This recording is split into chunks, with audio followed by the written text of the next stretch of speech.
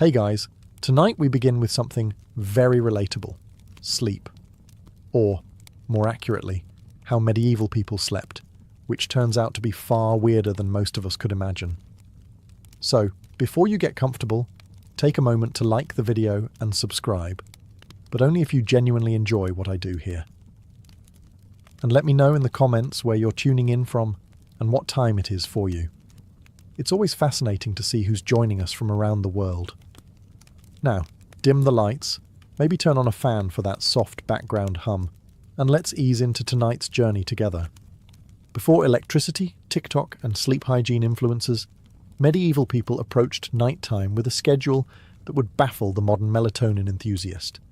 It was called segmented sleep, a natural two-part sleep cycle, split neatly in half like a stale medieval biscuit.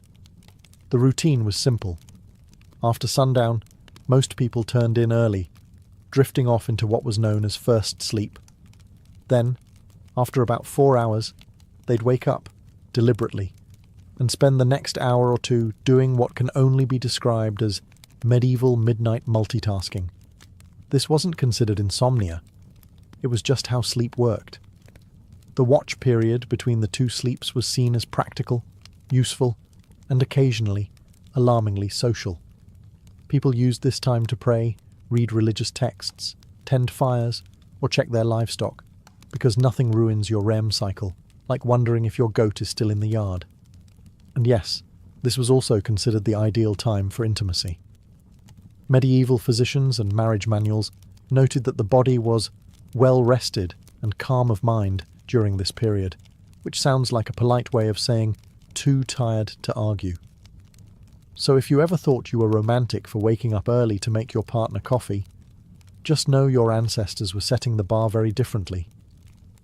The second sleep would follow this interlude, lasting until sunrise. Everyone from monks to farmers participated in this nightly rhythm. Even literary figures like Chaucer casually mentioned it, which means that, yes, even in medieval literature, people were writing about not sleeping properly. Oddly enough, modern science has suggested that segmented sleep might actually be more natural for humans. The two-sleep cycle aligns with how our circadian rhythms work in the absence of artificial light. So the next time you find yourself wide awake at 2 a.m., don't panic. Just whisper, "Ah, yes, the watch has begun," and go tend a symbolic fireplace. It wasn't until the industrial era, with factories, gas lamps, and the growing fear of unproductivity, that humans began to enforce the idea of 8 uninterrupted hours, as though sleep were a timed sport. In the medieval world, waking up in the middle of the night wasn't failure. It was the schedule, and everyone was on it, whether they liked it or not. Let's talk about beds, or rather, the medieval approximation of them. In today's world, we obsess over thread counts, memory foam, cooling gels, and whether a mattress is cloud-like. In medieval Europe, a bed was often just a pile of stuff that used to be alive, now flattened under the weight of poor sleep and unspoken regrets. The typical peasant bed consisted of a straw mattress, known as a pallet. This was literally straw or hay stuffed into a sack of rough fabric, if they had the luxury of a sack. If not, it was just straw on the floor, possibly damp, possibly already claimed by a cat. These pallets were not comfortable, but they were better than nothing, which was the alternative. Straw was cheap, plentiful, and good at insulating against the cold. It was also great at harbouring insects, lice, and the occasional field mouse, which made sleeping an exercise in cautious stillness. If it itched, you ignored it. If it bit, you just shifted slightly and hoped for the best. If a family had a bit more money, or at least a functional back, they might elevate the straw mattress onto a wooden frame. This didn't change the sleep experience dramatically, but it did reduce the chances of waking up with beetles in your ear. Slightly. Linens were a rare treat. Most people slept in the clothes they wore all day. Pyjamas weren't really a thing, and neither was personal space. Whole families, children, parents, maybe a grandparent, all slept together in the same space, sometimes on the same straw pile. If you got too warm, you could always roll into your cousin's elbow. Nobles, of course, had proper beds. Large wooden frames, feather mattresses, embroidered sheets, and canopies to keep out the drafts and, hopefully, the lice. These beds were so valuable, they were passed down in wills. You didn't inherit land. You inherited Aunt Matilda's suspiciously lumpy feather bed. Still, for most medieval folks, a bed wasn't a place of comfort. It was a place to not freeze, to avoid the chickens, and maybe, just maybe, to dream of being rich enough to one day sleep on something that didn't squawk or rustle. When we hear nightcap today, we think of a cosy little drink. Maybe something with whiskey, a warm fire, and a questionable decision. But in the Middle Ages, a nightcap wasn't a beverage, it was a hat. A real, tangible, often ridiculous-looking piece of fabric designed to keep your head from freezing off while you slept. You see, insulation wasn't exactly the strong point of medieval architecture. Stone walls, draughty thatched roofs, and windows made of thin animal horn or oiled parchment didn't do much against the cold. And central heating? That was called a dog.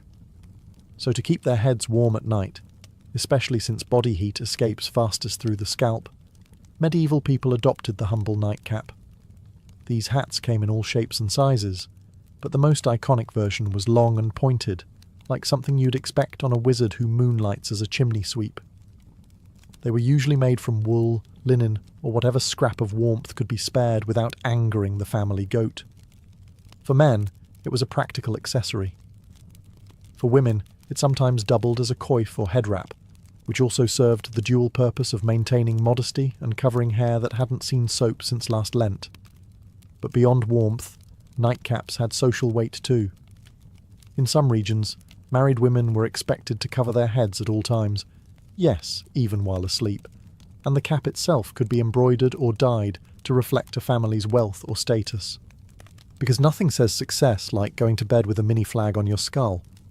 In more urban settings, the nightcap even became a symbol of being off-duty. If you opened your door wearing one, it was a polite medieval way of saying, "I'm not dressed for conversation, and yes, this hat does mean go away." Of course, nightcaps were often paired with nightshirts, which were essentially long, loose tunics. Picture Ebenezer Scrooge, minus the haunted moral lesson. Sleepwear wasn't sexy, but it was practical, itchy, and occasionally flammable. Today, the idea of sleeping next to a stranger is generally limited to red-eye flights, overly ambitious camping trips, or the occasional bizarre Airbnb mix-up. But in medieval Europe, this was completely normal, and not at all optional. Let's say you're a travelling merchant, a pilgrim, or just someone whose mule gave up halfway to Norwich. You find an inn, a rare luxury in itself, and ask for a place to sleep. What you get is not a room, or a bed, or even a particularly clean floor. What you get is a spot, in a bed, that's already occupied. Medieval inns operated more like human bunkhouses than modern hotels. Privacy was not expected. If the bed had space, you were sharing it, usually with complete strangers who might snore, talk in their sleep, or have a suspicious number of boils. This was not considered rude. It was just efficient use of resources. Beds could host 2, 3, even 4 travellers, depending on size and social tolerance. In larger cities, you might end up in a dormitory-like hall with rows of beds and absolutely zero personal space. Snoring contests were unjudged. Elbow territory was fiercely contested. Sometimes men and women were separated, but not always. Some inns tried to assign beds by profession. Blacksmiths with blacksmiths, clergy with clergy, thieves with other thieves, allegedly. But often it was first come, first sprawled. And while this might sound like a nightmare to modern germaphobes, back then it was an upgrade from sleeping outdoors with the wolves, the rain, and the occasional peasant uprising. Worried about theft? Many travellers slept with their purse tied to their belt or hidden under their clothes. Others slept on top of their bundles, turning luggage into both pillow and alarm system. If someone moved your bag, it usually meant you were about to wake up poorer. The rich, of course, did not suffer this fate. Nobles travelled with entourages and camped in relative comfort. or demanded their own rooms if an innkeeper valued their roof. In the medieval world, going to bed wasn't just about pulling up a blanket and drifting off. It was a spiritual operation, a nightly gamble where the stakes were your eternal soul. People didn't just sleep, they prepared to potentially die. Hence the popularity of bedtime prayers. Forget lavender spray or calming podcasts. Medieval sleepers wound down with confessions, psalms, and soul-cleansing spiritual clauses, just in case they died somewhere between good night and dawn. The idea was simple. You could die at any moment, from illness, fire, demons, or, most dangerously, being over 30 in the year 1247.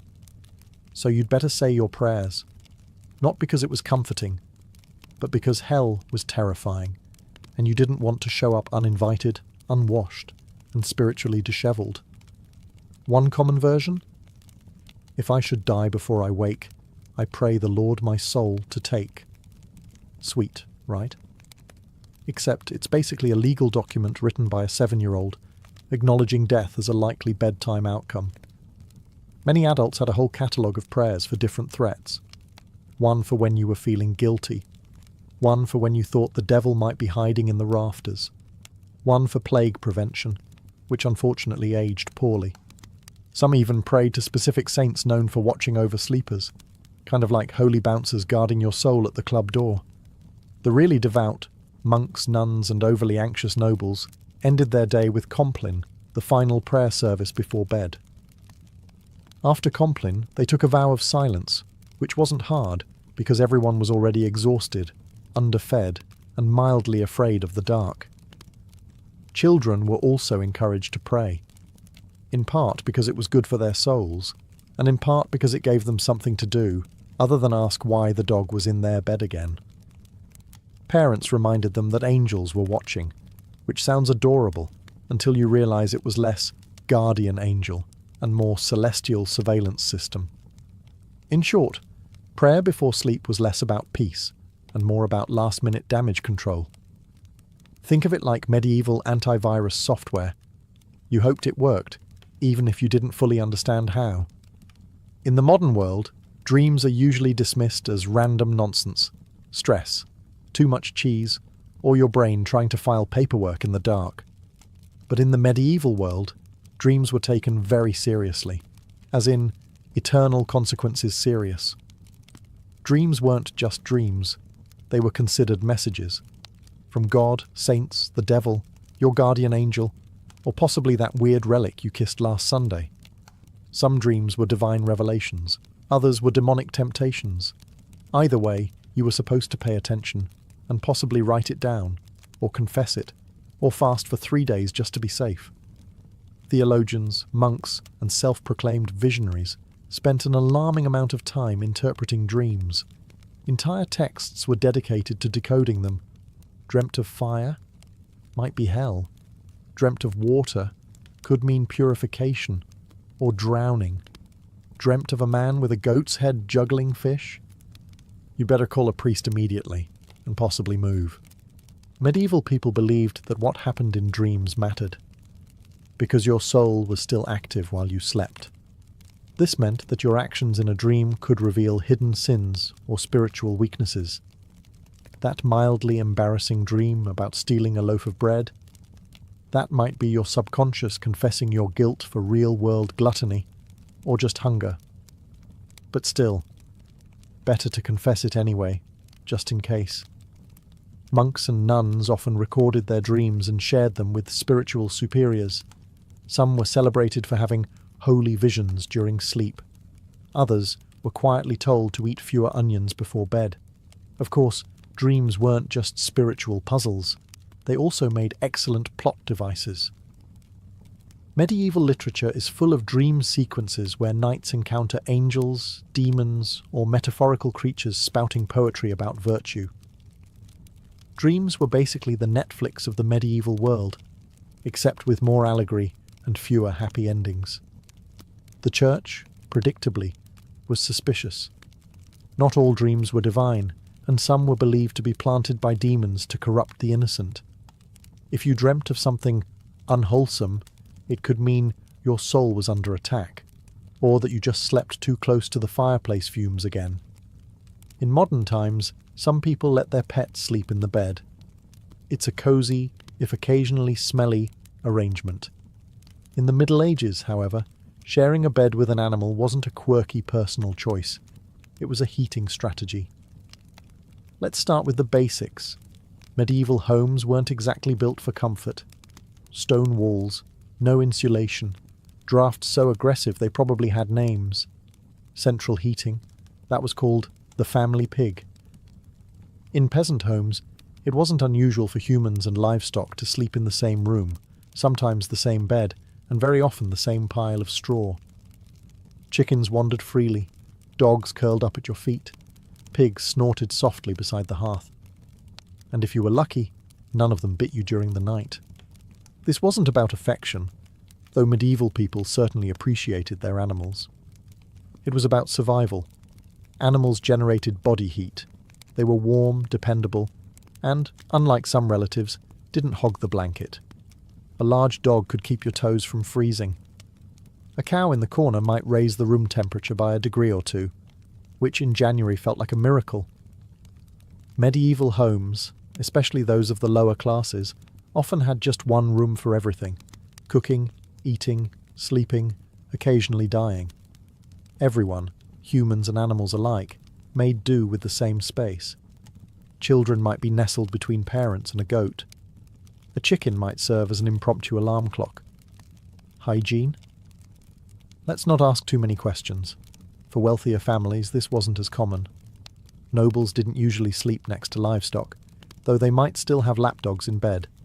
Not for heat, but for fashion and flea redistribution. Some castles even had separate sleeping areas for favourite animals, because nothing says power like a dog with its own room and title. There were drawbacks, of course. Animals can be loud. They can wander. And they are not, historically speaking, known for respecting personal space. But medieval people adapted. A hoof in the face at 3 a.m? Just part of the bedtime routine. If you've ever had to share a room at a youth hostel and thought, this is a bit much, allow us to introduce the medieval monastic dormitory, a place where comfort went to die quietly under a vow of silence. Monasteries didn't believe in personal space, or softness, or fun, really. The typical dormitory housed dozens of monks, all sleeping in a single large room, usually arranged in neat rows like morally upright sardines. Beds, if you could call them that, were often wooden planks, sometimes with a straw mattress if the abbot was feeling generous, or it was a feast day. You slept fully clothed. Not out of modesty, but because getting dressed in the dark at 2 a.m. for prayers was more painful than just going to bed already prepared. The monastic uniform, including robe, belt and sandals, doubled as spiritual armour and poor insulation. If you got cold, you layered up. If you got hot, well, no, you didn't. There were no pillows, no privacy curtains, and absolutely no talking. Silence was enforced, not suggested, under the rule of St. Benedict. If you rolled over and groaned too loudly, you might find yourself on chamber pot duty for a week. Snoring, however, was a grey area. You couldn't control it, but if it became disruptive, the Lord might still hold you accountable. Or at least your cellmates would. Lighting was minimal. 1 candle, maybe. You didn't need to see. You just needed to lie still and not sin. That was the goal. Despite the austerity, monks believed their Spartan beds were training for the afterlife, preparation for the soul's journey by denying the flesh any excess. Sleep was not a pleasure. It was a necessity, monitored and scheduled like everything else. Some monks even slept sitting up, just to avoid any hint of luxury, or dreams, or circulation. Compared to this, peasant straw piles and snoring pigs almost seem luxurious. At least the pig didn't judge you. Let's talk about something that would horrify most modern sleepers: waking up voluntarily at 2 a.m, and not for a bathroom break or a doom scroll, but for prayer. Loud, cold, candle-lit prayer. In medieval monasteries, this was standard practice. Monks and nuns followed a rigid daily schedule based on the canonical hours, which included matins, the first service of the day. And by day, we mean the darkest part of the night, when even the owls were still deciding whether to wake up. The bell would toll, often rung by someone who drew the short straw, and the entire dormitory of robed, sleep-deprived souls would shuffle off to the chapel in silence. And yes, still in full clothing, because monks didn't do pyjamas. The only layering system they believed in was spiritual. Inside the chapel, by flickering candlelight and under the echo of stone vaults, they would chant psalms, recite scriptures, and try their best not to fall asleep on their feet. Which, incidentally, was a real issue. There are records of monks being punished for dozing mid-prayer, usually with extra chores or more prayers. You fell asleep in matins? Congratulations, you now get to lead the next one. Matins could last an hour or more. Some particularly enthusiastic orders stretched it to 2. Imagine trying to stay spiritually engaged while your stomach reminds you that dinner was a bowl of lentils and a moral lesson, and your body is actively shutting down. After the service, monks would either return to bed for their second sleep, or, in stricter orders, move straight into study or manual labour. Because nothing says holy discipline like threshing wheat on 4 hours of fragmented rest. Why so early? The idea was to sacrifice comfort and dedicate the first and quietest part of the night to God, uninterrupted by the temptations of daylight, warmth, or REM cycles. It was a powerful symbol of devotion. Or at least it was once you got over the numb feet, the candle smoke, and Brother Ambrose's off-key chanting. In the modern world, sleeping alone is often framed as a luxury, a sign of independence, peace, or just an ability to control the blanket. In the medieval world, though, sleeping alone was considered suspicious, impractical, or just downright unsafe. Let's start with the basics. Warmth. Beds, as we've established, weren't exactly toasty. Stone walls and open chimneys didn't do much to trap heat, and central heating was still several plagues away. So people shared beds for body heat, not out of intimacy, but out of basic thermal desperation. Children slept with siblings, parents, and sometimes the neighbour's kid if they were visiting. It was like a sleepover, but nobody asked if you wanted to be there. But beyond warmth, there was a spiritual reason for sleeping in groups. Many people believed the night was when the devil worked overtime. Alone in the dark, your soul might be vulnerable to temptation, or worse, possession. Having others nearby created a kind of moral buffer zone. If something went wrong, at least someone would witness it, or catch the demon first. For children, being alone at night was practically unthinkable.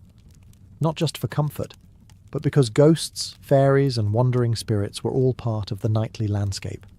Tales warned against solitary sleep as a gateway to mischief and spiritual peril. And unlike today's bedtime stories, these tales didn't end in hugs. They ended in disappearances. Even married couples often shared their beds with children, servants, or random guests. Privacy was not a concept so much as a modern myth. In fact, the idea of 2 people sleeping alone in a giant bed was so foreign that it would have been considered either wasteful or deeply, deeply suspicious. In religious contexts, even monks often slept communally, and if someone was assigned to sleep alone, it was often for disciplinary reasons.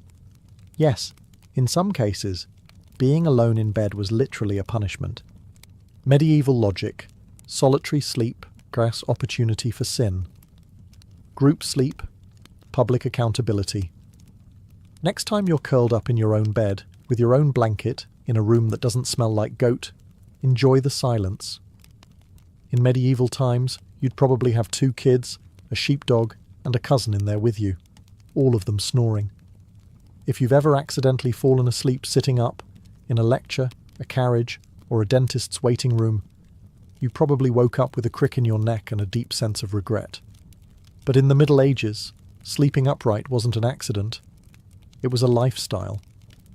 Some medieval folks, particularly the wealthy or religiously devout, chose to sleep propped up rather than lying flat.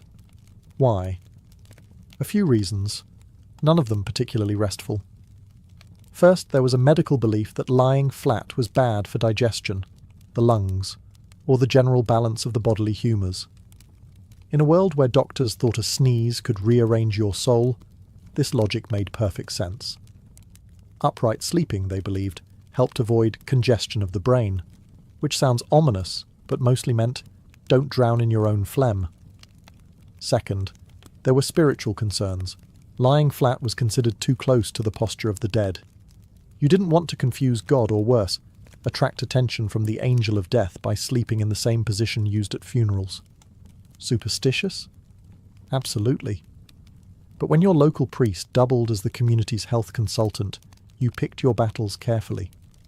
As a result, people often slept partially reclined, supported by large bolsters, pillows, or the wooden headboard equivalent of a medieval lazy-boy. Nobles sometimes had their beds rigged with angled supports to maintain a semi-seated posture, perfect for digesting one's evening meat pie or fending off surprise demon attacks. Monks took it a step further. In stricter orders, they might even sleep sitting upright on a bench, or leaning against a cold wall with nothing but a hood to muffle the discomfort. It wasn't about health, it was about discipline. If you were too comfortable, you might dream. If you dreamed, you might sin. If you sinned, well, welcome to confession at 5 a.m. Needless to say, this wasn't about quality rest. It was about virtue, discomfort, and mildly confusing theology. Forget haunted dreams or goblins under the bed. For medieval people, the real monsters of the night were already in the sheets, small, persistent, and entirely uninterested in your prayers. We're talking, of course, about fleas, lice, and the medieval bedroom's unofficial mascot, the bedbug. Let's not sugarcoat it. Hygiene wasn't exactly medieval Europe's strong suit. Baths were rare, laundry was expensive, and soap was sometimes made from substances better left unnamed.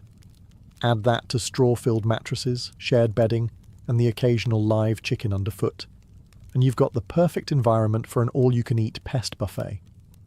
Fleas and lice were so common they were practically roommates. Peasants dealt with them daily. Nobles, despite their satin sheets and feather beds, were not exempt. In fact, some richer households had dedicated nitpickers, actual servants tasked with removing lice from their employers' hair and clothing. Imagine that as your job title. Master of the Royal Scalp. Bedbugs, meanwhile, were the silent assassins of medieval sleep. They hid in wooden bed frames, mattress seams, and even the cracks in stone walls, emerging at night to feast like tiny vampires. If you ever wondered why medieval people wore nightcaps and slept fully clothed, it wasn't always about warmth. Sometimes it was pest defense armor. Solutions ranged from mildly effective to impressively deranged. Some households burned strong-smelling herbs like wormwood or tansy to repel bugs. Others slept with garlic, onions, or even ashes in the bed, which may have done little for the pests, but certainly kept romance to a minimum. It wasn't just physical discomfort either. Fleas were often seen as symbols of sin or moral impurity, biting reminders of the fall of man and poor bedding choices. Entire poems were written about fleas, some moralizing, some weirdly romantic, because nothing says I love you like, let us be united like the flea that bites us both. So, while modern sleep is interrupted by buzzing phones and streetlights, medieval sleep was more likely disturbed by scratching, twitching, and the subtle feeling that something was crawling on your shin. Because it was. We've all had restless nights. But have you ever tried falling asleep while wearing 100 pounds of iron? No? Well, in the Middle Ages some people did exactly that, because apparently nothing says sweet dreams like being prepared to joust in your sleep. Now, to be clear, most people, even knights, didn't regularly sleep in full armour. It was hot, heavy, and loud. Trying to roll over in a suit of chainmail is a bit like trying to nap inside a bag of cutlery.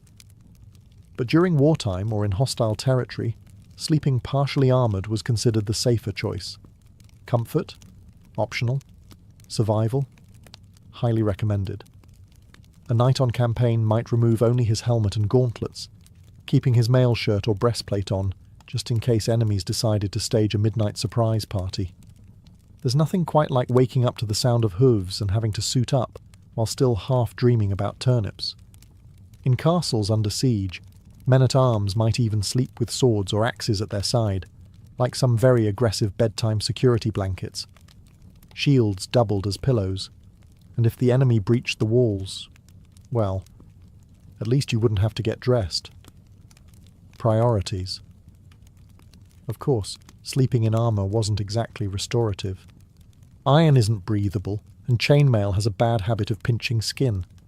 Add cold stone floors, minimal bedding, and the ambient sounds of snoring comrades and crackling torches, and you've got a sleep environment that ranks somewhere below airport terminal on the comfort scale.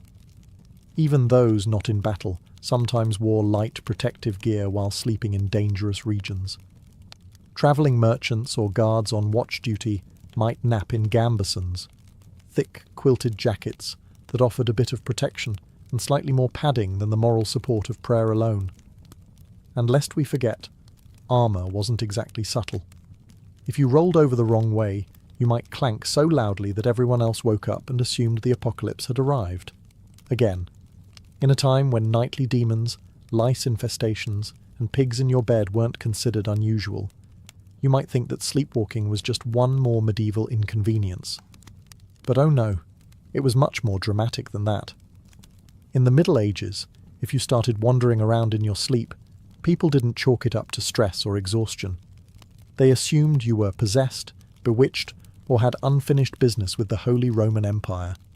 Sleepwalking, or noctambulation if you wanted to impress the local monk, was poorly understood and often feared. The idea that someone could rise from their straw pallet, shuffle across the room, and stare blankly at a wall was less harmless parasomnia and more devil's rehearsal dinner. Accounts from the time suggest that people were genuinely spooked by sleepwalkers. Picture this: a man in a long nightshirt, candle in hand, eyes glazed, mumbling Latin that he didn't actually speak while stepping over livestock. You'd think ghost, or heretic, or both. And depending on your local priest, an exorcism might be scheduled before breakfast. Some believed sleepwalking was caused by bad humours, especially too much black bile, which was the medieval catch-all for anything they couldn't explain. Others thought it happened because the soul was temporarily released during sleep, leaving the body free to bumble around like an unattended mule.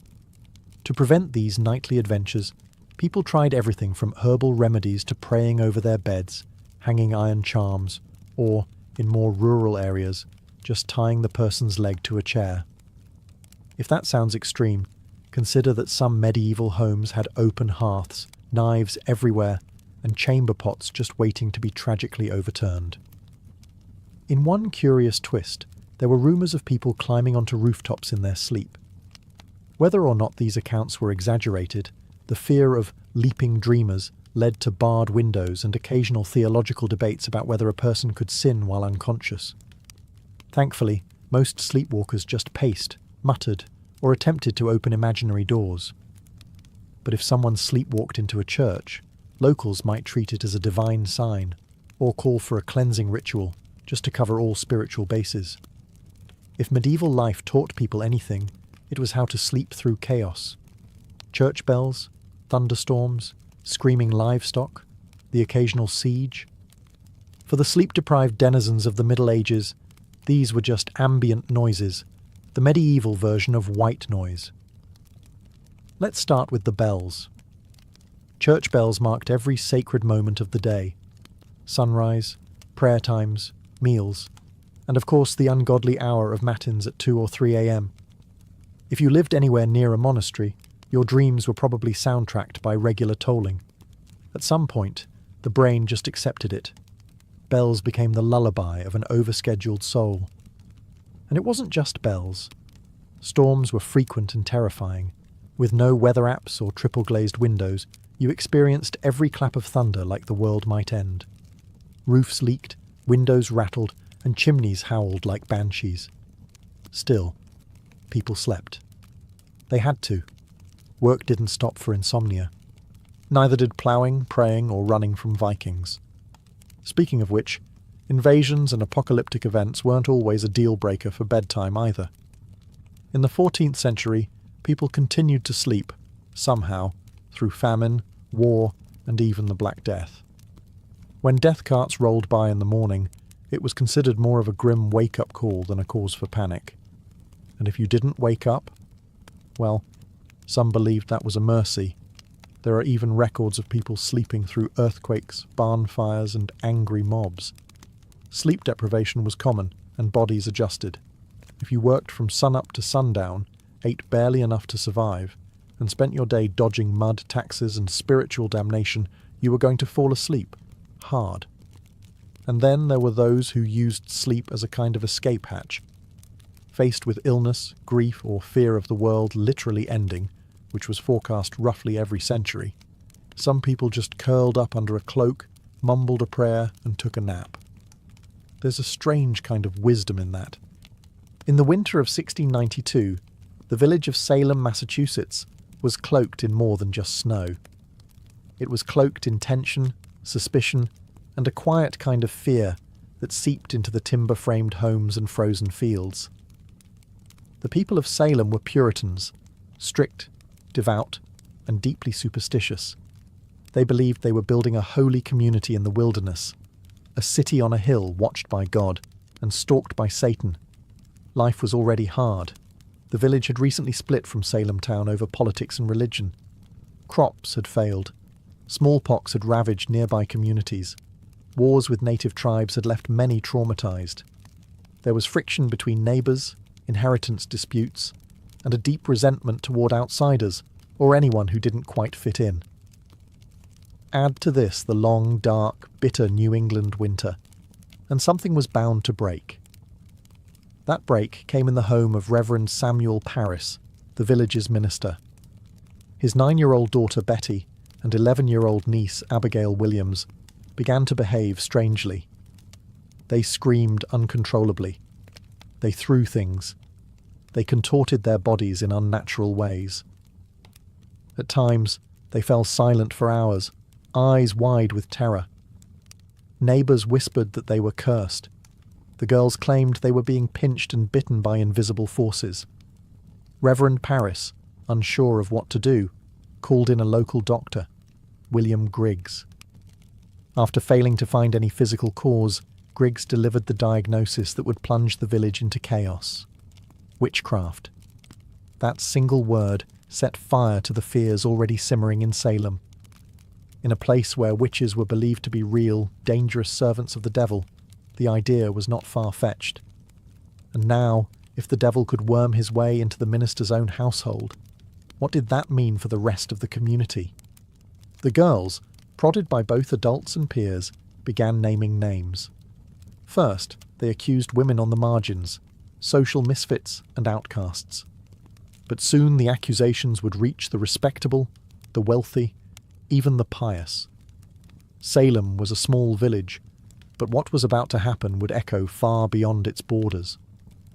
What began as whispers in the dark would soon become cries from the gallows, and a legacy of paranoia that still haunts America's history books.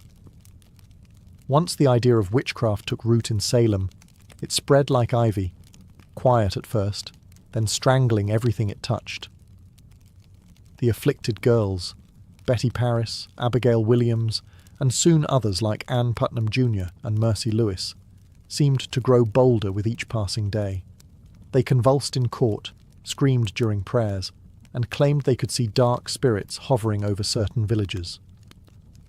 It wasn't just childhood imagination, it was theatrical, public, and, most disturbingly, believed. The first to be accused were those with the least protection, women who already lived on the edges of society. Sarah Good, a homeless beggar, was known for muttering to herself when turned away from doorsteps. People claimed her mumbling was a curse. She smoked a pipe. She snapped at children. She fit the mould of a witch because she didn't fit the mould of a Puritan woman. Sarah Osborne hadn't attended church in over a year and had scandalised the community by marrying her indentured servant after her first husband died. A woman who defied convention, clearly suspect. Tituba, the enslaved woman in Reverend Parris's household, was the most exotic of all. Originating from Barbados, Her storytelling, accent, and folklore frightened the villagers. Under pressure, possibly even physical beatings, Tituba confessed to witchcraft. But instead of clearing the air, her confession blew it wide open. She told a story of a tall man in black, a figure associated with the devil, who asked her to sign a book. She said she saw strange animals, yellow birds, red cats, and even spectral dogs. But most damning of all, she claimed there were other witches in Salem. That was all the court needed to hear. Once Tituba opened the door, others rushed through it. New names were added weekly. Neighbors turned on neighbors. Old grudges were disguised as righteous accusations. Property disputes turned into spectral assaults. If someone's cow died suddenly, it must have been witchcraft. If a baby cried during a prayer, surely that was the devil's doing. The fear became so infectious that not even the innocent dared to speak out. To defend an accused witch was to invite suspicion upon yourself. Silence was safety. And so, the web of accusations widened, trapping the village in its sticky, unseen threads. Logic was fading.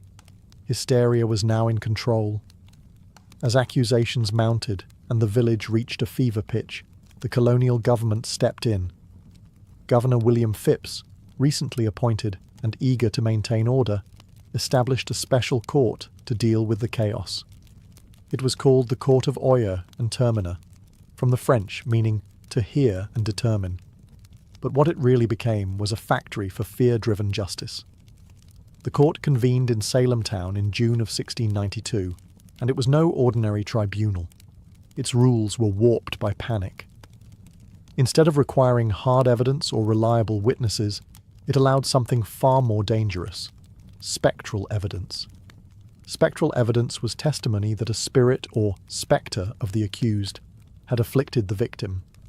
In other words, if a person claimed to have seen your ghost-like form in a dream choking them, that was admissible in court. Never mind that the accused could be asleep at church or miles away. It was their spirit doing the devil's work. You couldn't cross-examine a dream.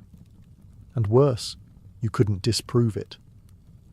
Children were now treated as star witnesses. Their seizures, screams, and gasps in court became more theatrical by the day. One girl, Mary Walcott, would fall into fits the moment a suspected witch entered the room. If a prisoner looked at her, she shrieked. If they didn't look at her, she shrieked louder. The performances were mesmerizing, and the judges, including the influential Judge Samuel Sewall and Chief Justice William Stoughton, accepted it all. Defense lawyers? There were none. The concept didn't exist in colonial trials. If you were accused, you stood alone. If you denied the charges, the afflicted girls writhed in agony. If you confessed, you might be spared death, but only if you named others. The system rewarded lies and punished silence. Worse still, the trials became public spectacles. People travelled from nearby towns to witness them. The accused were paraded into court in shackles, often bewildered, often poor, and almost always powerless. And yet, not everyone believed. Some townsfolk whispered that the girls were faking. Others questioned why only certain types of people were being accused. But few spoke openly. Questioning the court meant questioning the will of God.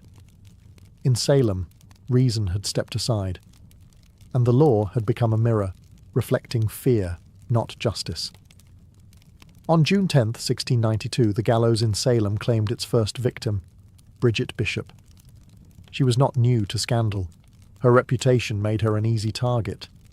She wore bright red clothing, ran a tavern, and had been accused of witchcraft years earlier. During her trial, neighbours testified that her spirit pinched them in the night, that their babies died after she passed by, and that she kept enchanted dolls. She denied everything. Still, the court found her guilty. She was led to Gallows Hill, a barren, wind-swept patch of earth just outside Salem. No prayer, no mercy. The rope was pulled, the crowd watched, and with that single execution, the machinery of death began to churn. The hangings that followed came quickly.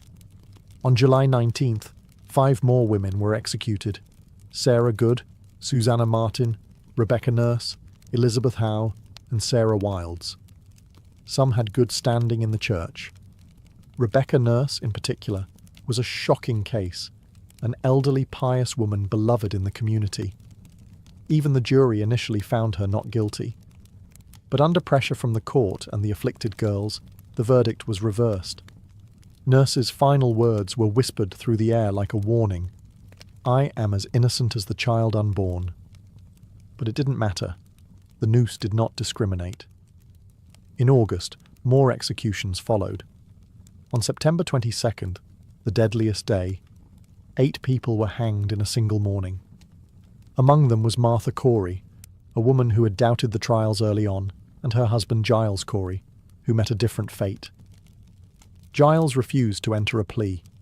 The court, unable to proceed with a trial without one, resorted to an ancient English punishment: peine forte et dure. He was pressed to death. Stones were piled on his chest, slowly, cruelly, over 3 days. His final words, as legend has it, were "more weight." By the end of the hysteria, 19 people had been hanged, 1 pressed to death, and at least 5 more died in jail awaiting trial. Dozens confessed falsely to save their lives. Over 200 people were accused. The gallows cast long shadows over Salem, not just on the hill, but in every heart. Fear had become law, and justice, blindfolded, had been led to the scaffold. While the executions claimed the spotlight, hundreds of others sat in cramped, foul-smelling jails, waiting for a verdict or a miracle. Salem's small jail couldn't contain them all. Accused witches were held in neighbouring towns like Ipswich and Boston, chained to walls, starving, freezing, and forgotten. Most of the accused weren't witches, or even outcasts. They were neighbours, friends, parents, children, people whose only crime was having a quarrel with the wrong person or owning land someone else wanted. In many cases, personal grudges disguised as divine justice drove the accusations. A pig wandered into a neighbour's yard and died. Must be witchcraft.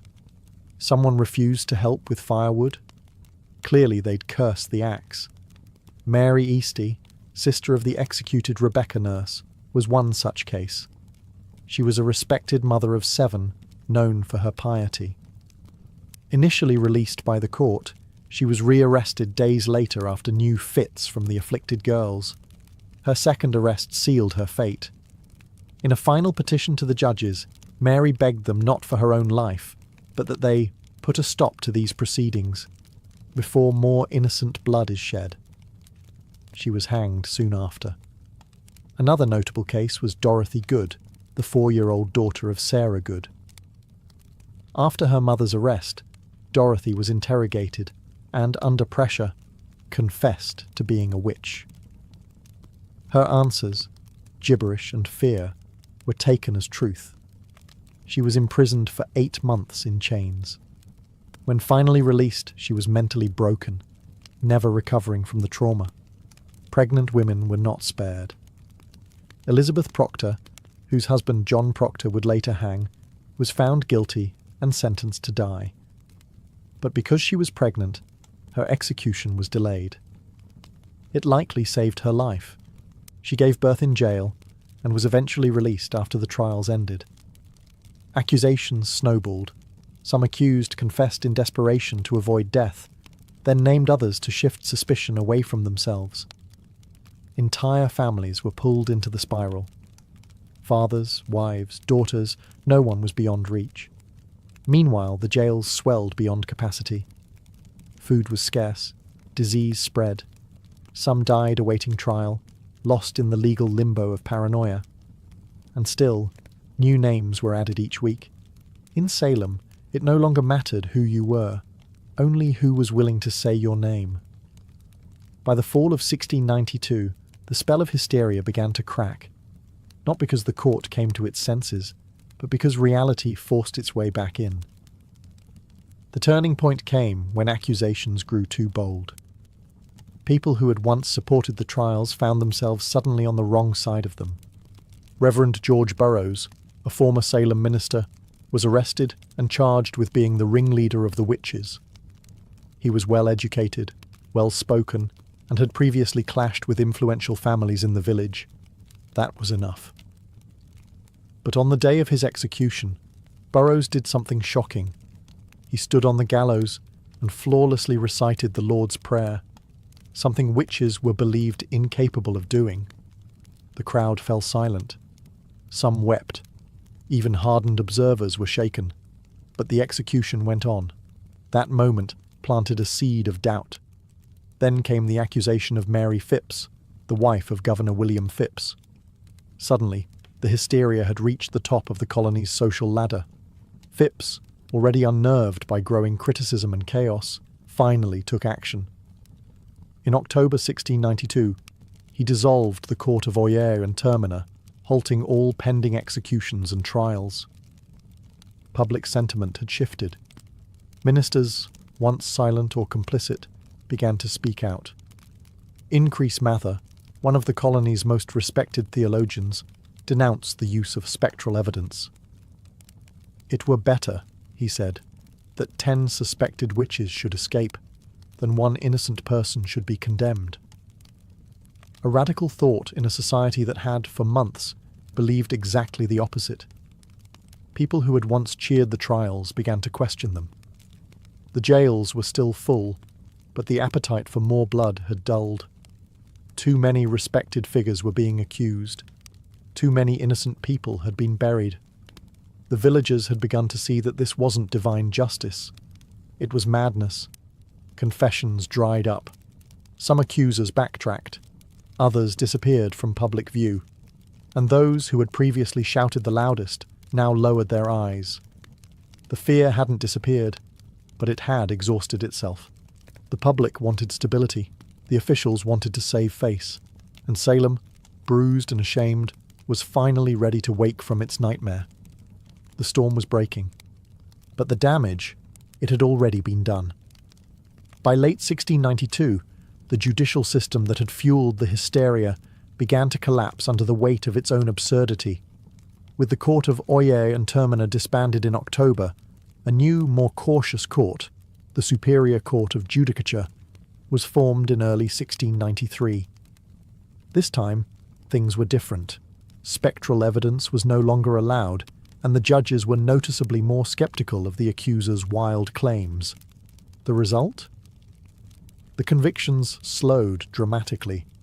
Many accused witches were acquitted outright. Of the 56 cases brought before the new court, the majority were released. Even those who had already confessed began to recant their testimonies, admitting that fear, torture, or pressure had forced them to lie. The dramatic performances of the afflicted girls lost their persuasive power. The most prominent case in the unravelling of the trials was that of Reverend Samuel Willard, a respected minister who came under suspicion.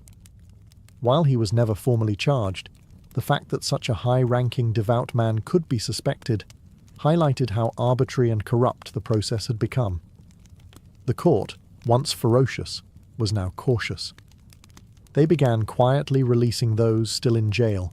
First, those with little evidence against them, and eventually even those who had confessed to witchcraft under duress.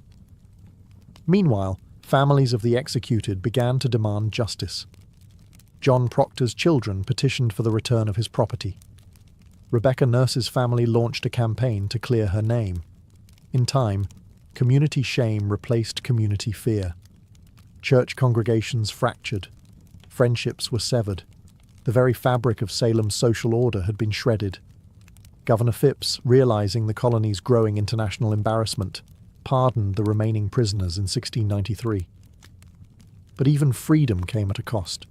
Many families had to pay for their own jail fees before being released. Imagine losing your home, your health, and nearly your life, only to be handed a bill for the privilege of surviving. By the end of the ordeal, 19 people had been hanged, 1 pressed to death, 5 died in jail, and over 200 had been accused. The court didn't just collapse, it imploded, leaving behind a crater of guilt, grief, and disbelief. The trials had ended, but the healing had not even begun. Salem was a village forever altered by the people it had lost, the justice it had abandoned, and the mirror it was now forced to look into. The gallows were silent. The jails had emptied. But Salem was far from peaceful. The town wasn't haunted by ghosts, but by guilt. What had started with a handful of sick girls had exploded into a communal act of destruction. Families had been torn apart, reputations ruined, and innocent lives ended. And now, the survivors had to live in the wreckage. Neighbours could no longer look each other in the eye. The same people who once prayed together had testified against one another. Some of the afflicted girls quietly left town. Others faded from the public eye. A few, like Anne Putnam Jr., would later express remorse. In 1706 she stood before her congregation and publicly apologised for her role in the trials, blaming delusion by Satan. But for many, the damage was beyond words. The court officials, too, carried their burden. Judge Samuel Sewall, one of the most prominent figures in the trials, was one of the few to admit wrongdoing. In a remarkable act of public penance, he stood during a church service in 1697, while a minister read out his confession and prayer for forgiveness. It was a rare moment of accountability in a time when most tried to forget. But forgetting wasn't easy. The families of the condemned began demanding compensation. Over the years, petitions flooded the Massachusetts government, asking for official pardons, for returned property, for public acknowledgement that the executed were innocent. Slowly the government responded. In 1711, the colony passed a bill restoring the rights and good names of some of the victims, and offered limited financial restitution to their heirs. But even that wasn't comprehensive. Some families, like the Coreys and the Proctors, were left out entirely. Whispers of witchcraft never quite left New England. But in Salem, the shame became part of the town's identity. The village eventually changed its name to Danvers, perhaps to distance itself from its infamous past. Gallows Hill was never officially marked, as if the town hoped to bury not just the dead, but the memory of what had happened. But the memory persisted, in sermons, in stories, in the silence between former friends. Salem had not been cursed by witches. It had been cursed by fear, by pride, and by unchecked power. And that curse would linger long after the executions stopped. The Salem witch trials ended more than 3 centuries ago, but their legacy continues to echo, not just in textbooks and historical tours, but in how we understand justice, fear, and the fragility of truth. What happened in 1692 wasn't simply a strange episode of mass hysteria. It was a breakdown of logic, compassion, and legal integrity in the face of panic. Ordinary people, farmers, midwives, ministers, became executioners, simply by believing too easily and questioning too little. The courts, meant to protect the innocent, became tools of oppression. Religion was weaponized. Testimony became theatre, and silence became guilt. One of the most chilling aspects of Salem's tragedy is how quickly it unfolded. In a matter of months, fear overcame fact. Old grudges disguised as spiritual warfare became death sentences. It didn't take demons or devils, it only took belief in them. But the trials also taught hard-earned lessons that would ripple through American society. In the years and centuries that followed, the Salem episode would be cited repeatedly in debates about due process and civil liberties.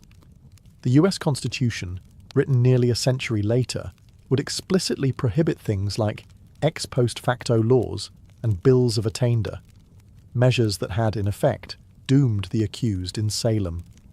The guarantee of a right to legal counsel, the right to face your accusers, and the requirement for concrete evidence were hard-won principles forged, in part, from the ashes of Gallows Hill. In modern times, the phrase witch hunt has become shorthand for political persecution or moral panic, though it's often used with little regard for the real terror those words represent. In truth, Salem was not a metaphor. It was a town where people were hanged for imaginary crimes, betrayed by the very systems designed to protect them. Perhaps the most lasting lesson is this: fear unchecked can become its own form of tyranny.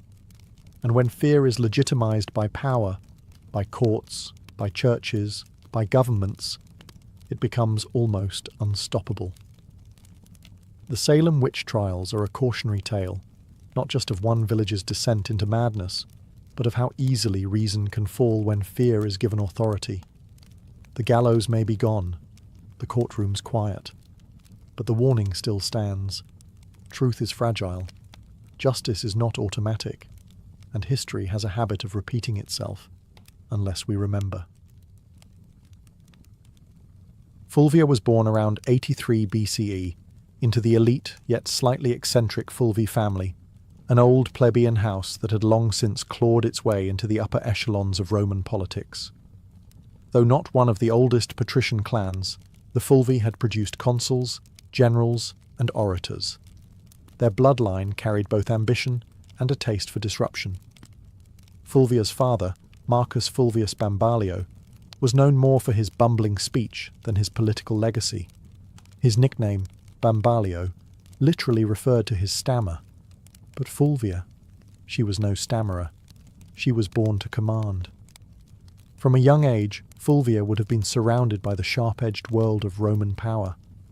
Senators and generals debated policy in her home. Elections and treachery were daily news. She would have seen how politics wasn't just played in the forum, but in marriages, funerals, rumours, and backroom deals.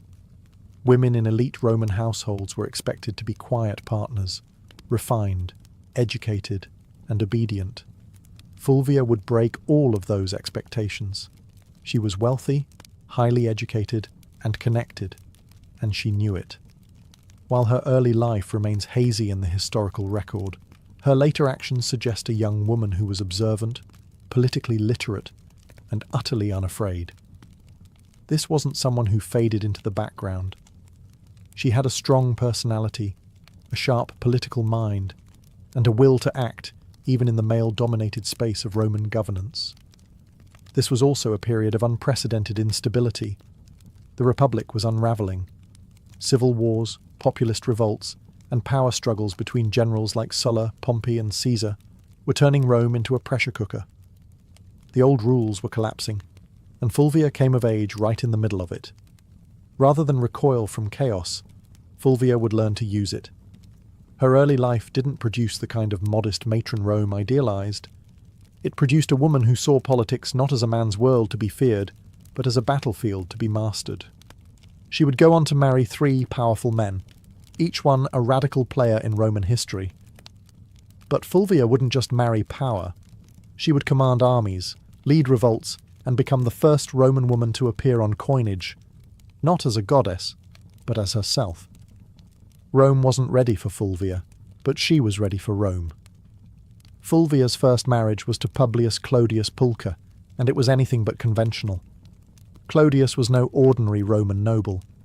He was a populist agitator, a political arsonist with a flair for chaos, scandal, and street-level power. To many of the Roman elite, he was dangerous. To the masses, he was a hero. And to Fulvia, he was a strategic opportunity. Their marriage, sometime in the early 50s BCE, united Fulvia with the man who had turned the Roman Republic into his personal stage. Clodius was infamous for his theatrical defiance of tradition. He had once disguised himself as a woman to infiltrate a sacred female-only religious ceremony in Caesar's home, scandalous behaviour that only seemed to raise his popularity. He later renounced his patrician status to run for the tribunate of the plebs, an office that gave him veto power over the Senate. Clodius understood Rome's street politics better than most, and Fulvia, far from being a passive consort, was right there beside him. She wasn't a silent partner. Roman sources suggest that Fulvia actively participated in her husband's political world.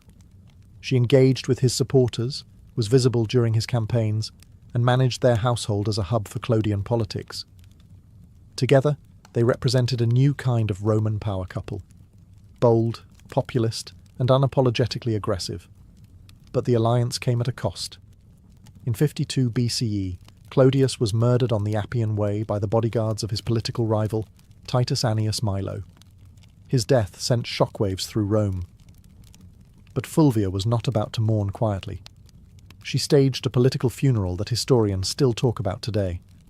She paraded Clodius's mutilated body through the Roman Forum, bloodied wounds exposed for maximum effect. The public was horrified and enraged. Riots erupted. The Senate House was burned to the ground. Fulvia had turned personal grief into public uprising. This was her first major political act, and it worked. Her ability to manipulate public emotion, use spectacle as strategy, and wield her husband's legacy as a weapon made her a new kind of player in Roman politics. Clodius was gone, but Fulvia had stepped out of the shadow, and Rome would never see her the same way again. Fulvia didn't linger in mourning. In Rome, political capital had a short shelf life, and she understood that better than anyone. Shortly after the violent death of Clodius Pulcher, she entered into a second marriage, this time to Gaius Scribonius Curio, a rising political star and one of Julius Caesar's most passionate supporters. On the surface, Curio seemed an unlikely match. He had a flamboyant reputation and a taste for drama, but beneath the bravado was a sharp political operator. As tribune of the plebs in 50 BCE, Curio wielded enormous influence during one of Rome's most volatile periods. The Republic teetered between war and peace, between Caesar's ambitions and the Senate's resistance. Fulvia saw in Curio not just a husband, but a bridge to the next power block. This was no romantic rebound. It was a calculated alliance. With Clodius gone, Fulvia needed a new political anchor, someone who could carry forward the populist legacy her first husband had built, and someone who had Caesar's backing. Curio fit both bills. Through him, Fulvia remained tightly embedded in the shifting power dynamics of Rome. She didn't just marry into the movement, she helped shape it. Fulvia ensured Clodius's supporters stayed active, rebranding their cause under Curio's leadership and keeping the urban masses politically engaged. But the Roman world was collapsing fast. Tensions between Caesar and Pompey exploded into civil war. Curio threw himself into the fight, taking Caesar's side. Fulvia, as always, remained politically involved. She reportedly helped organize support and manage resources for her husband's campaign. In 49 BCE, Curio led a military expedition to Africa to secure Caesar's position, but it was a disaster. He was ambushed and killed by the forces of King Juba the Aenes of Numidia. His death was brutal, and his army annihilated. Once again, Fulvia was widowed, and once again, Rome waited to see if she would fade into the background. She didn't. Curio's death only solidified her status as a political widow with dangerous resilience. She had now lost 2 husbands to Rome's civil unrest, and both had died fighting for populist causes. But Fulvia was far from finished. Her most audacious partnership, and her most dramatic chapter, was still to come. Fulvia's third and most famous marriage was to Mark Antony, the ambitious general and loyal ally of Julius Caesar. Their union, forged sometime around 47 BCE, wasn't merely a romantic attachment, it was a merger of power. Fulvia had already proven herself as a master of Roman street politics. Antony, rising rapidly through the military and political ranks, needed that kind of savvy support in Rome. Together, they formed one of the most politically potent couples of the late Republic. By the time of their marriage, Fulvia was no stranger to blood and betrayal. She had buried 2 husbands and outmaneuvered countless enemies. Antony was no stranger to scandal either. He drank, he gambled, and his personal life was notoriously chaotic. But with Fulvia, he had found someone who could do more than entertain him. She could defend his interests, hold his alliances together, and rally supporters when he was away on campaign. And Antony, despite his brash exterior, understood her value. He allowed Fulvia to exercise authority that no Roman woman had publicly wielded before. She opened his correspondence. She issued orders in his absence. She sat in on meetings and influenced appointments. Roman sources, mostly hostile, depicted her as overbearing and power-hungry. But what disturbed them most wasn't her ambition. It was that she acted like a Roman man in a world that had no language for such a woman. After Caesar's assassination in 44 BCE, the Republic was plunged into chaos once more. Antony rushed to secure his position as Caesar's political heir, but it was Fulvia who held Rome itself. While Antony formed the second triumvirate with Octavian and Lepidus, Fulvia acted as his representative in the capital, managing patronage networks, coordinating with street gangs, and ensuring Antony's supporters remained mobilized. She even helped arrange Antony's official reconciliation with Octavian by marrying her daughter, Clodia, to him, an alliance that would later implode. In public, Fulvia appeared not just as Antony's wife, but as his proxy. Roman coins were minted, bearing both Antony's image and her name, an unprecedented acknowledgement of her status. She wasn't hidden in the shadows of power. She stood in its full glare. But power in Rome was always borrowed, and Fulvia was about to test the limits of how far a woman could go before Rome snapped back. While Mark Antony pursued military campaigns and political deals across the Roman world, it was Fulvia who controlled the streets of Rome. She wasn't just his wife, she was his regent in all but name. In a period where violence, bribery, and raw influence kept order, Fulvia proved she could play the game as well as, if not better than, any man in the Senate. Rome, in the aftermath of Caesar's assassination, was a battlefield without swords. Power had become a moving target. Fulvia understood this, and she anchored Antony's authority in the capital by becoming his political substitute. She directed allies, dealt with the urban plebs, negotiated with factions, and, most daringly, waged war with words and silver. She financed loyal troops, offered bribes to keep public order, and ensured that any legislation passed favoured Antony's future.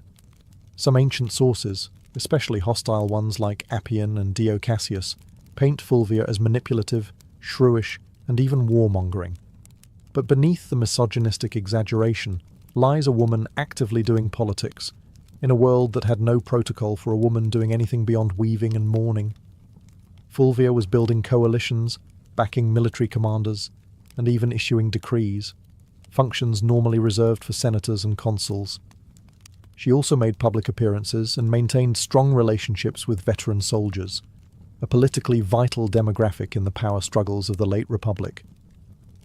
While Antony was campaigning in the east, Fulvia was often the face of his authority in Italy, meeting with centurions, influencing decisions about land distribution, and reminding the soldiers that their loyalty to Antony came with rewards. But this accumulation of power came at a cost. Roman aristocrats, particularly the faction aligned with Octavian, Caesar's heir and Antony's increasingly bitter rival, resented Fulvia's influence. They viewed her as a meddling woman with too much sway over legions, laws, and loyalties. Her ability to act without male guardianship was not just threatening, it was unprecedented. Fulvia wasn't naive. She knew the tension between Antony and Octavian was growing. She could see that their alliance was cracking. And she understood something that neither man seemed to fully grasp yet. The Republic wasn't big enough for both of them. So Fulvia began preparing for the next phase. Not diplomacy, but confrontation. She had stood behind power long enough. Now she was ready to take it into her own hands. In 41 BCE, Fulvia did the unthinkable. She went to war against Octavian, the future Augustus, and she didn't do it quietly. With her husband Mark Antony still stationed in the east, Fulvia and Lucius Antonius, Antony's younger brother and a consul, took it upon themselves to challenge Octavian's authority in Italy. The cause? Ostensibly, it was to defend Antony's interests and protect the land rights of Roman veterans loyal to him. But underneath it all, Fulvia's fingerprints were everywhere. This was not just politics. This was a military rebellion led by a Roman woman, the first and only time in Roman history that a woman would actively provoke and organize a civil war.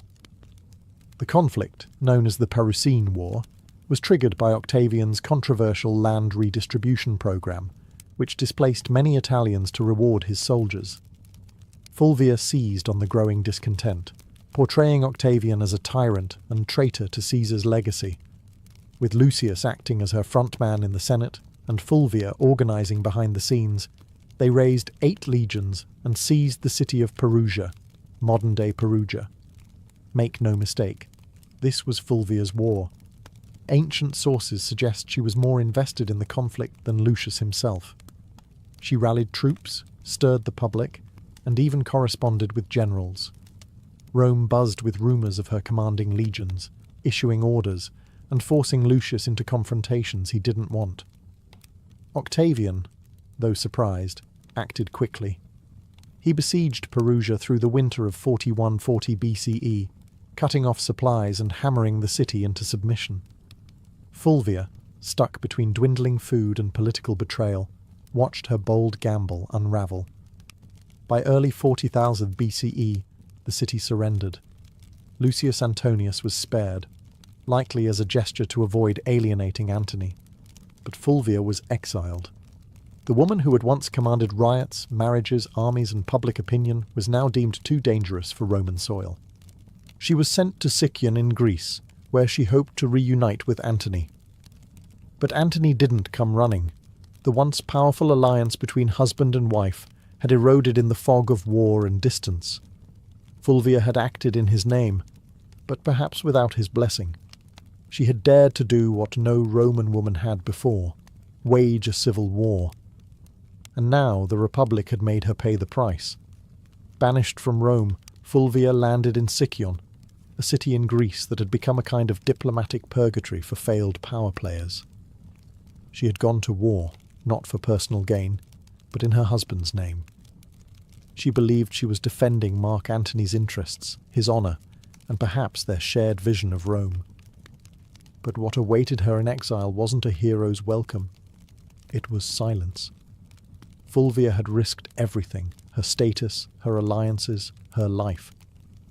And yet Antony did not immediately rush to meet her. In fact, by the time Fulvia arrived in Greece, Antony was already entangled with Cleopatra in Egypt. Whether their romantic relationship had begun or was merely brewing, the symbolism was crushing. While Fulvia was raising legions, Antony was raising goblets at banquets beside a queen. The betrayal cut deep, not just personally, but politically. Fulvia had fought a war to protect Antony's power in Italy, and in response, he let her hang out to dry. Some ancient historians, especially Plutarch, suggest that Antony was furious with her for launching the Perusian War without his direct approval. Others argue he welcomed her downfall. It cleared the way for a marriage alliance with Octavian, something Fulvia would have never tolerated. Still, Fulvia wasn't entirely without supporters. Some of Antony's troops, fiercely loyal to her, urged reconciliation. But her health had begun to fail. After enduring siege, exile, and betrayal, Fulvia died in Sicyon in 40 BCE, possibly from illness, stress, or heartbreak, or all three.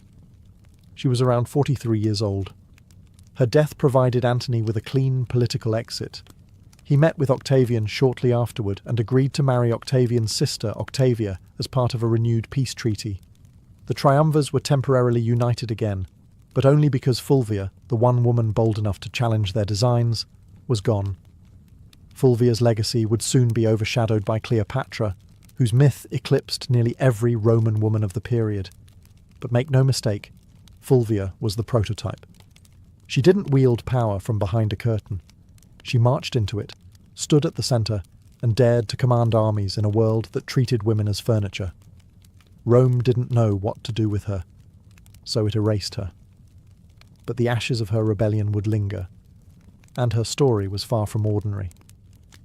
After Fulvia's death in 40 BCE, the men she had once manoeuvred, Antony, Octavian, and even her former allies, began the quiet work of rewriting her legacy.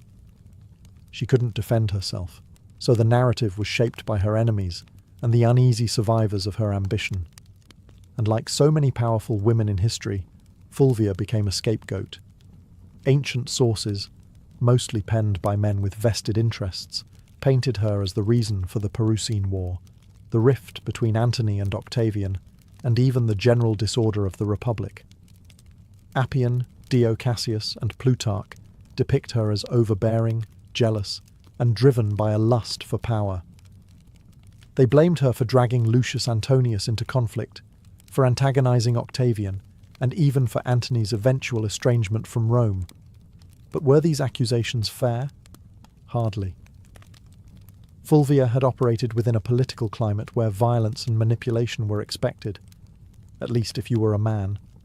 She was no more ambitious than Caesar, no more aggressive than Pompey, and far less ruthless than Octavian would eventually prove to be. Her only true deviation was that she was a woman acting like a Roman man, and Rome didn't know how to digest that. She wasn't cloistered in the home, weaving quietly or serving as a political ornament. She was writing letters to generals, organising street mobs and commanding loyalty from troops.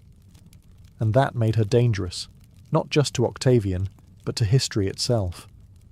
Even Mark Antony, the man whose legacy she had fought to preserve, conveniently blamed Fulvia for the civil strife. After reconciling with Octavian and marrying his sister, Antony used Fulvia's death as a diplomatic cleansing. Her memory became the price of his political survival. There were no monuments raised in her honour, no grand funeral, no mourning speeches in the Senate. Just silence. Yet her enemies couldn't erase her entirely. Fulvia had done too much. She had raised armies, steered elections, negotiated alliances, and fought a civil war.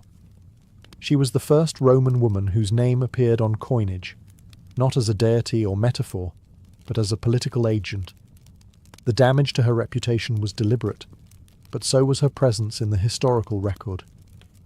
Despite every attempt to bury her behind caricature and slander, Fulvia refused to vanish. Her defiance still echoes. You just have to listen past the men. Fulvia's story ends in silence, but her legacy is anything but quiet.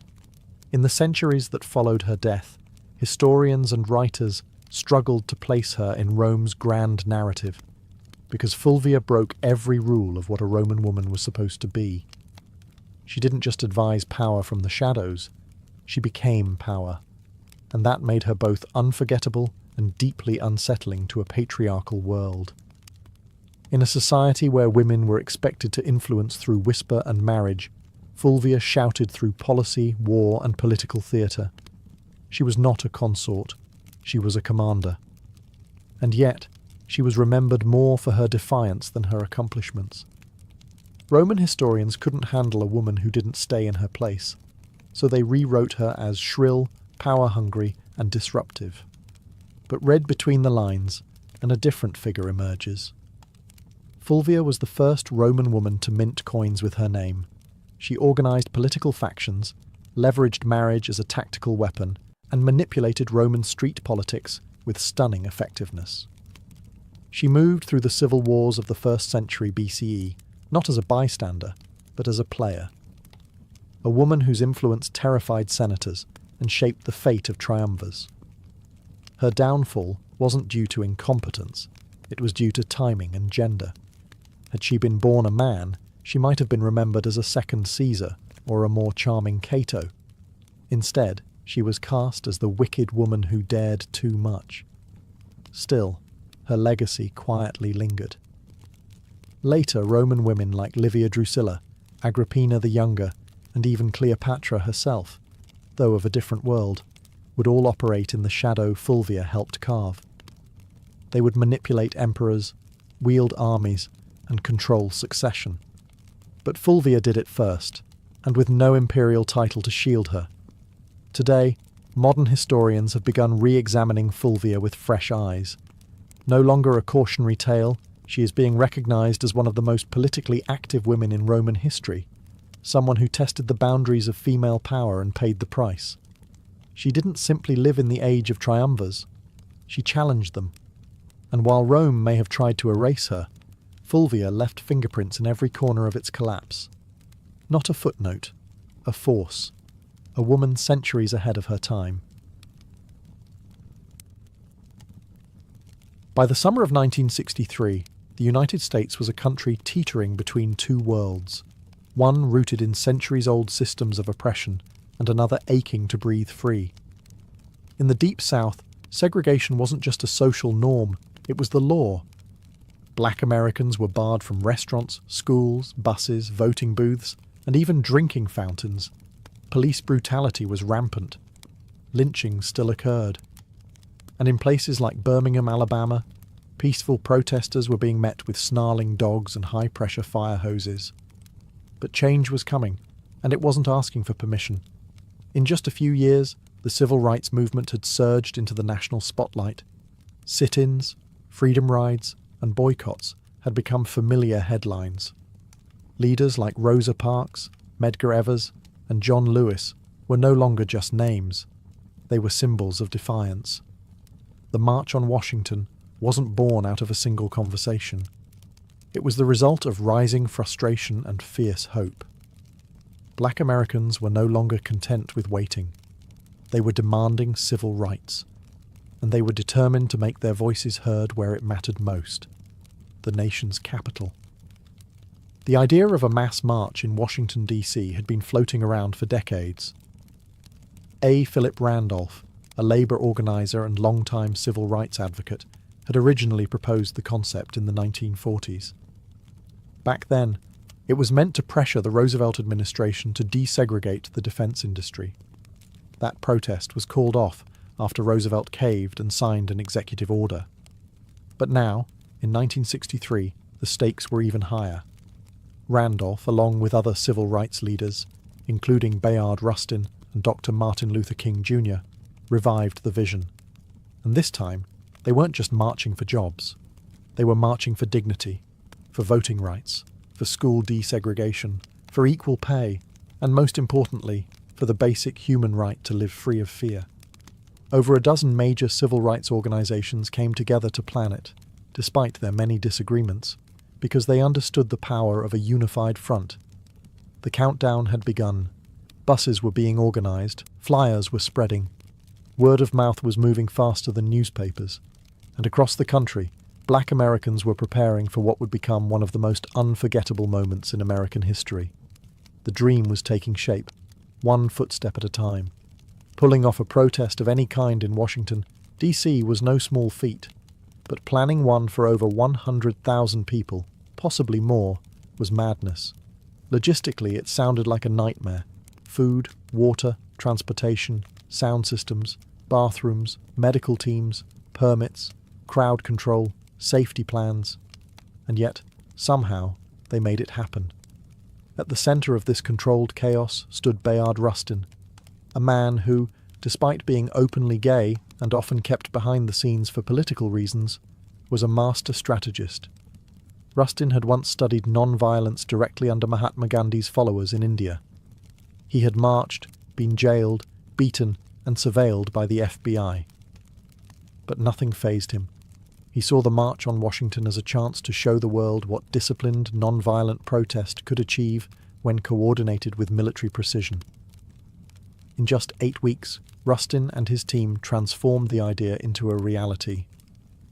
The march was officially called the March on Washington for Jobs and Freedom, and it was deliberately framed to include both racial justice and economic opportunity. That dual message was no accident. While Dr. King would later become the spiritual symbol of the day, it was Randolph and Rustin who made sure the demands were just as much about unemployment, minimum wage, and workers' rights as they were about civil rights.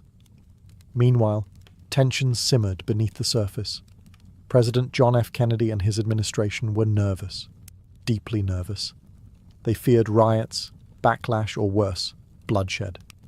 Civil rights leaders assured them the protest would be peaceful.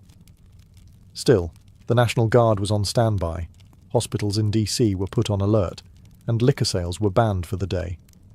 Federal workers were even told they could stay home. And then there was the question of unity. The Big Six civil rights organizations, NAACP, CORE, SNCC, SCLC, National Urban League, and Randolph's Brotherhood of Sleeping Car Porters, often clashed over tactics. Some wanted more radical action, others more diplomacy. SNCC's young firebrands were growing impatient with King's non-violent approach, but they all agreed on this. The time for silence had passed. Rustin's plan read like a military operation. Every bus and train was tracked. Every speaker was timed to the minute. Every route had marshals trained in crowd control. They weren't just planning a march. They were orchestrating a moment that would shake the conscience of a nation. August 28th, 1963. A sweltering Wednesday in Washington, D.C. The sun was already hot by 9 a.m., and the humidity clung to the skin like a second shirt. But it didn't stop them. From every corner of the country, they came. Black, white, young, old, students, clergy, factory workers, and celebrities. Some wore their Sunday best. Others clutched protest signs. They came by bus, train, carpool, and even foot. Over 250,000 people in total, converging on the National Mall like a rising tide of hope. And yet, there was no chaos. Despite the government's fear of riots and unrest, the scene was astonishingly calm. Volunteers directed foot traffic. The Red Cross handed out water. Groups sang freedom songs, held hands, and cheered as new marchers arrived. You could hear gospel choirs near the reflecting pool and chants of jobs and freedom echoing off the marble columns of the Lincoln Memorial. Celebrities joined in too. Harry Belafonte, Sidney Poitier, Paul Newman, Marlon Brando, Joan Baez, Bob Dylan. But no one was there for autographs. They were there to witness history and lend their voices to a cause bigger than any one person. The crowd was orderly but energized.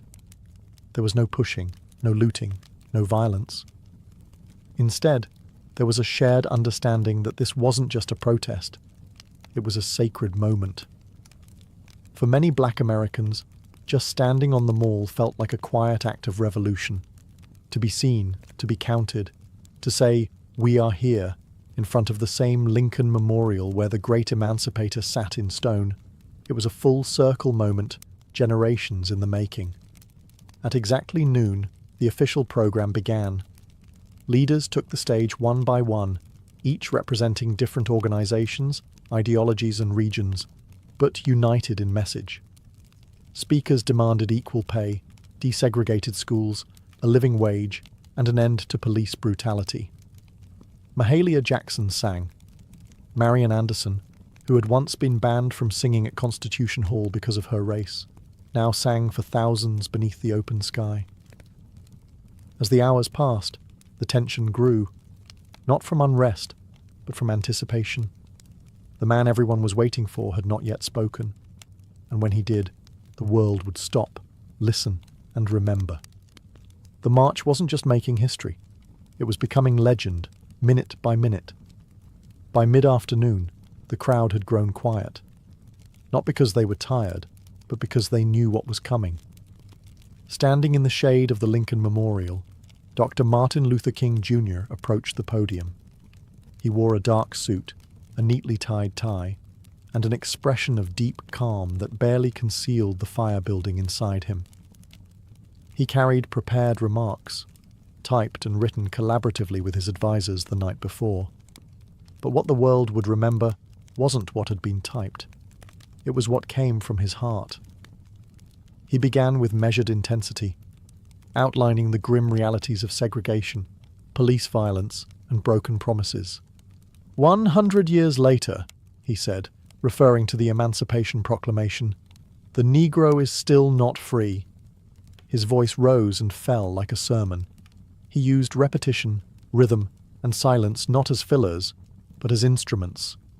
The crowd listened in rapt attention, some nodding, some wiping away tears, others holding signs that simply read, "Now."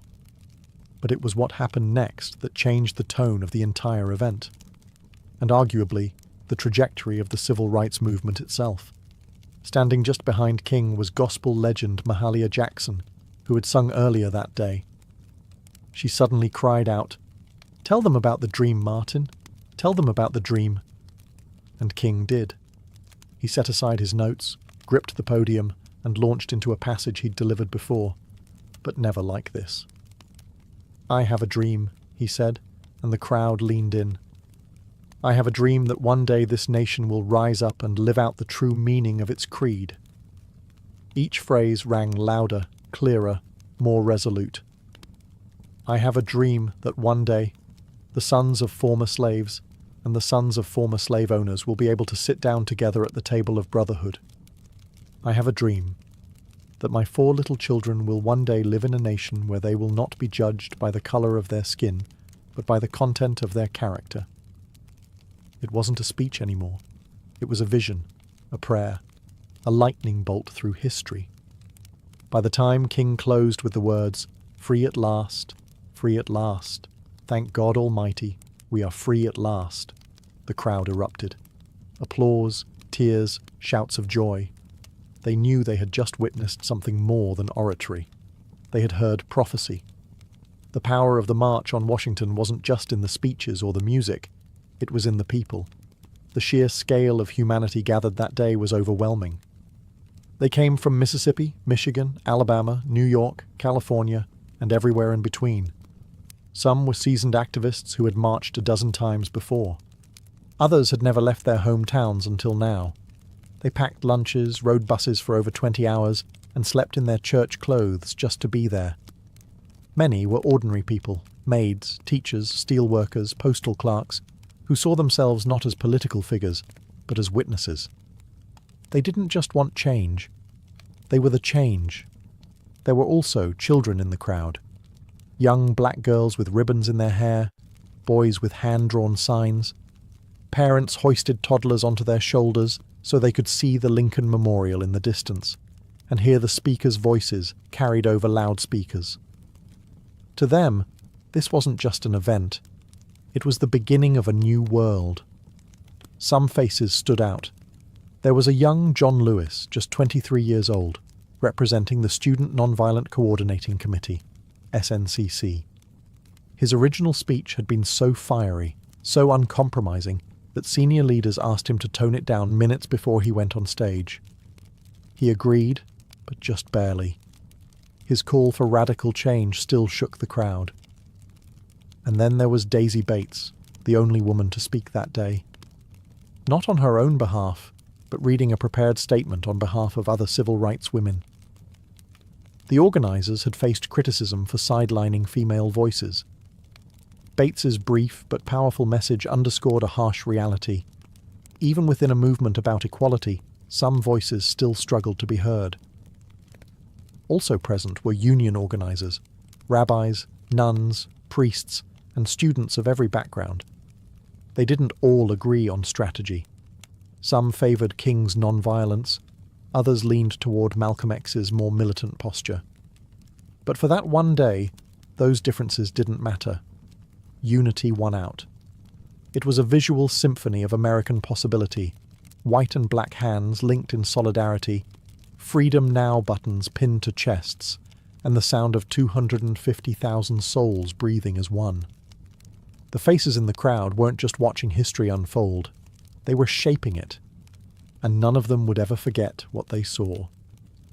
While the world saw unity, inspiration, and poetic justice on the steps of the Lincoln Memorial, behind the scenes, the March on Washington was anything but simple. What looked like a perfectly synchronized movement was, in truth, held together with string, sweat, and a lot of last-minute compromise. Bayard Rustin, the chief architect of the march, had to battle not just logistics, but politics. He was constantly under scrutiny, not just because he was openly gay and a former communist, but because some civil rights leaders feared his identity would be used to discredit the movement.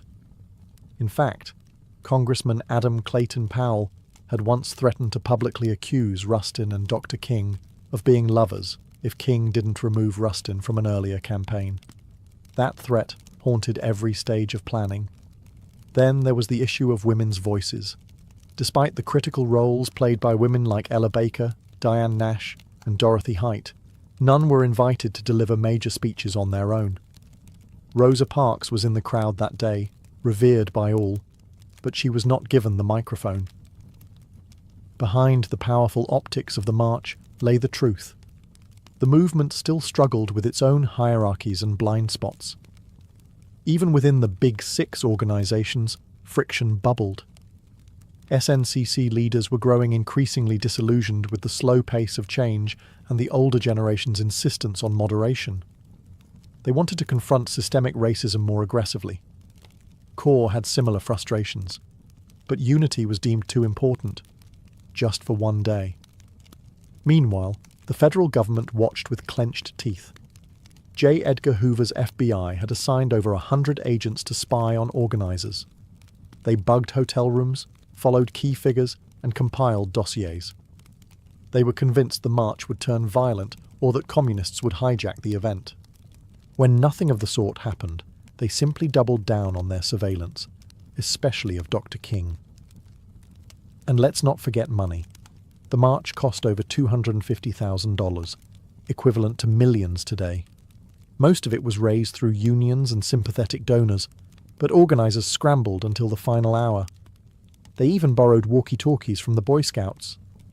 The March on Washington was historic, yes, but it was also deeply human. Imperfect, messy, political, and unfinished.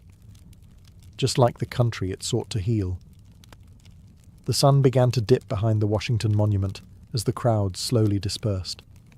People hugged, cried, sang, and lingered as long as they could, reluctant to leave what felt like sacred ground. But the march was over. The speeches had been delivered. The signs had been raised high. The world had watched. And now the question hung heavy in the humid August air. What happens next? In the immediate days that followed, the media reaction was cautiously positive. Major newspapers acknowledged the historic nature of the event, though often with a tone of detached curiosity. Some called it orderly and dignified, which was code for no one rioted. Few outlets gave much space to the specific demands of the march, like the call for a federal jobs program or a $2 minimum wage, equivalent to around $20 today. But everyone covered Dr. King's speech. That, at least, could not be ignored. President John F. Kennedy, who had initially opposed the idea of the march, watched it unfold on television with growing admiration and, perhaps, surprise. He called the event impressive and met with civil rights leaders at the White House immediately afterward. But legislative movement remained slow. His proposed Civil Rights Act was still stalled in Congress, caught in the claws of Southern opposition. Some activists were disappointed. They had hoped the march would result in immediate action. Instead, it was back to the grind, organizing, marching, resisting, and mourning those who paid the price for justice. Just weeks later, that reality hit hard. On September 15, 1963, 4 black girls were killed in the 16th Street Baptist Church bombing in Birmingham. The dream had been voiced, yes, but the nightmare wasn't over. Still, something had changed. The March on Washington marked a new phase in the civil rights movement. It proved that mass protest could be disciplined, powerful, and impossible to ignore. It brought together a coalition broader than ever before. Labor unions, faith leaders, celebrities, students, and working-class Americans, all in one place, united by justice. And most of all, it gave the movement a voice. A dream. A speech that would be quoted, studied, and echoed across the world. The march was over, but the road was just beginning. And that road would soon lead through blood, legislation, and transformation. The March on Washington didn't just rattle the conscience of America, it reshaped its moral landscape. What had begun as an audacious act of protest became a cornerstone of the civil rights movement's legacy, permanently altering how Americans understood justice, democracy, and the power of collective action. In legislative terms, the march didn't yield immediate victories, but it created momentum. Less than a year later, in July 1964, President Lyndon B. Johnson signed the Civil Rights Act into law. It outlawed segregation in public places and banned employment discrimination based on race, colour, religion, sex, or national origin. And in 1965, the Voting Rights Act followed, striking at the very heart of Jim Crow laws. Would these bills have passed without the march? Possibly. But would they have had the same moral force, the same undeniable public pressure? Probably not. For Martin Luther King Jr., the speech that day propelled him into a new realm. He went from respected leader to global icon. But fame came with cost: surveillance, threats, and ultimately assassination in 1968. The dream he spoke of on those steps would become more poignant, more tragic, and more revered with each passing year. For the broader movement, the march showed what unity could achieve. It gave organisers a blueprint for large-scale mobilisation, and it inspired a generation of activists, both in the US and abroad. Anti-apartheid organisers in South Africa, student protesters in Europe, and future human rights leaders across the globe would cite the March on Washington as a model. But the legacy isn't just historical. The language of the march, the idea of jobs and freedom, the image of peaceful resistance, the echoes of "I have a dream," still pulses through modern protest. From the Million-Man March to Black Lives Matter rallies, echoes of 1963 reverberate with every chant and every cardboard sign. In Washington, D.C., King's Memorial now stands just across the tidal basin from the Lincoln Memorial. Visitors walk past his towering likeness carved in stone, with words from that August day etched into the granite. But the real memorial isn't in stone. It's in classrooms, voting booths, marches, and voices refusing to stay silent. Because the dream wasn't meant to rest in history books, it was meant to be lived. And the legacy of that summer afternoon still dares us to do just that.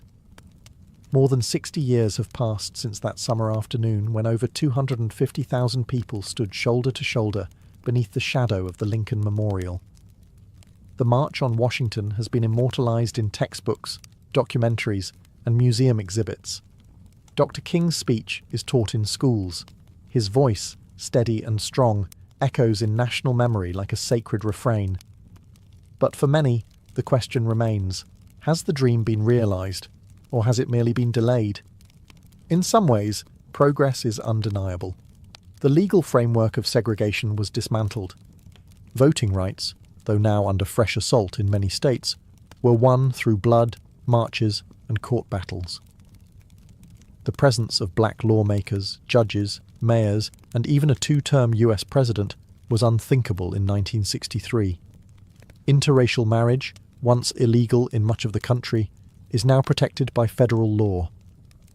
These are not small things. They are victories carved out by relentless struggle. And yet, the original demands of the march, the ones often overshadowed by King's speech, still echo unresolved. The call for a living wage, still unmet. Racial disparities in education, housing, employment and healthcare remain entrenched.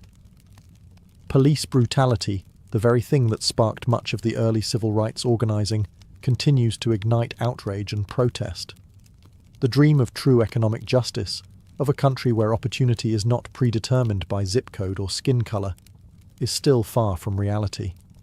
Modern movements like Black Lives Matter have taken up the mantle, often using the imagery and rhetoric of the 1963 march as both inspiration and indictment. They march through the same cities, chant on the same streets, and demand the same basic human rights. But they do so in a world transformed by social media, surveillance, and new forms of resistance. The March on Washington was never meant to be the conclusion. It was a flashpoint, a stake in the ground that said, "This is who we are, and this is what we demand." It was a declaration, not a resolution, so the dream remains, battered, challenged, reinterpreted, but still alive. Whether it is deferred, distorted, or one day fulfilled depends not on the past, but on us, on the choices we make, the injustices we confront, and the courage we summon to march, again and again, until the dream becomes a shared, lived reality.